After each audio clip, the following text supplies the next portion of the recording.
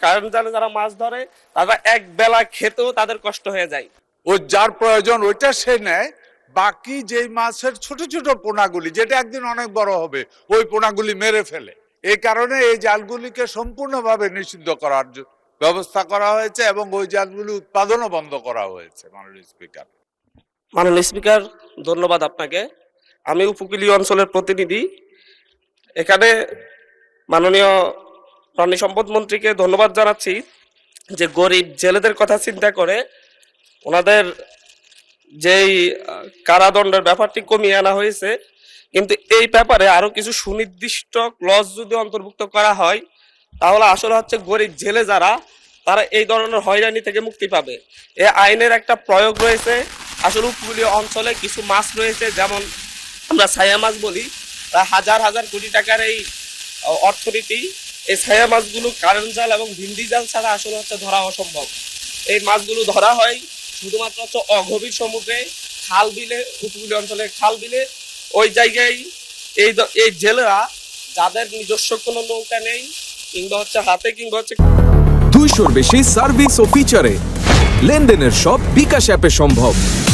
Current জালে যারা মাছ ধরে তারা এক বেলা খেতেও তাদের কষ্ট হয়ে যায়।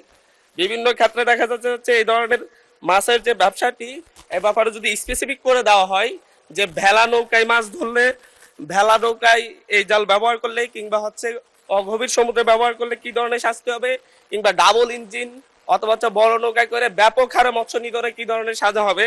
যে জেলেদের ব্যাপারে এখানে একটা আইনে এক্সটেন্ড টু 5 লাখ জরিমানার কথা বলা হয়েছে। আসলে যাদের উপরে এই আইনটা প্রয়োগ করা হবে তাদের পক্ষে 5,000 টাকা দেওয়া অসম্ভব, এবং দিনে এনে দিনে খাই এই ধরনের ব্যাপার রয়েছে তাদের মধ্যে। পাশাপাশি এই জায়গায় মূলত স্পেসিফিক যদি না করা হয় তাহলে উপকূলীয় অঞ্চলের খাল বিলে মাছ ধরে যে হাজার হাজার মানুষ জীবিকা নির্বাহ করে তাদের উপর নিপীড়নমূলক একটা আইনে পরিণত হবে এটা। ধন্যবাদ মাননীয় স্পিকার। এ ব্যাপারে মাননীয় মন্ত্রী একটি সংক্ষিপ্ত বিবৃতি দিতে পারেন। মাননীয় স্পিকার, কারেন্ট জাল এবং ভিন্দি জাল যেটা, এই জালটা এর মধ্যে সারা বাংলাদেশের উৎপাদন নিষিদ্ধ। গতকালকে আমরা একটা মিটিং করেছি চাঁদপুরে, সচেতনতামূলক মিটিং, এবং এই জালগুলি চোরাইভাবে উৎপাদন হয় এবং এগুলি বন্ধ করার জন্য প্রশাসনিক দিক থেকে ওই সরকার যথেষ্ট তৎপর আছে। আর বাকি যেই জিনিস উনি বললেন, যা বললেন, এ ব্যাপারে এখানে কয়েকটা শ্রেণী মাছ ধরে, এটা সত্য।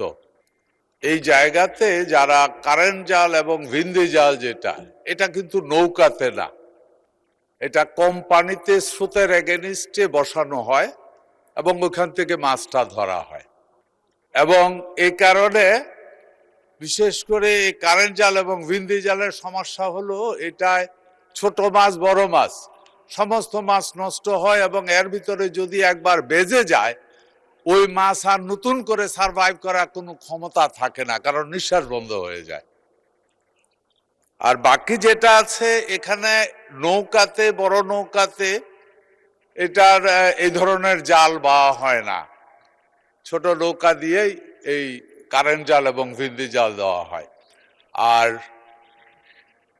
সমুদ্রের মধ্যে যে কম ডেপথের পানিতে যেই মাছের কথা বলা হয়েছে, এটা মেনলি ভিন্দি জাল। এই জালটা আরো খারাপ।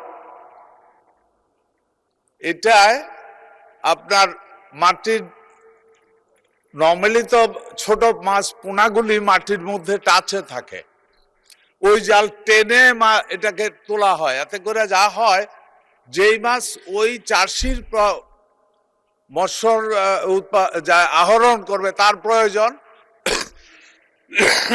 এক্সকিউজ মি মাননীয় স্পিকার, ওই যার প্রয়োজন ওইটা সে নেয়, বাকি যেই মাছের ছোট ছোট পোনাগুলি যেটা একদিন অনেক বড় হবে ওই পোনাগুলি মেরে ফেলে।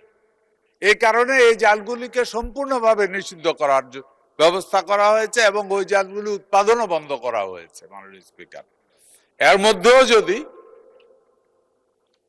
মাননীয় স্পিকার আপনি মনে করেন এটা আলোচনার প্রয়োজন আছে, অবশ্যই এই আইন মানুষের কল্যাণে, আইন করা হয়েছে মানুষের কল্যাণে, এই আইন করা হয়েছে দেশের কল্যাণে, এই আইন করা হয়েছে কৃষিজীবী বা মৎস্যজীবী মানুষের কল্যাণে।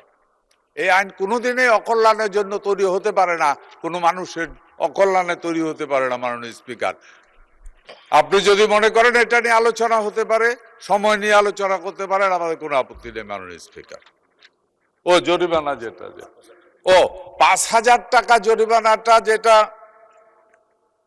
মাননীয় স্পিকার, এই জরিমানার ব্যাপারে যেটা আছে, অ্যাকচুয়ালি কালকেও এটা নিয়ে কাজ হয়েছে। এই জরিমানাটাই হলো থামানোর একমাত্র উপায়। এটা জরিমানা সরকারের আয় না।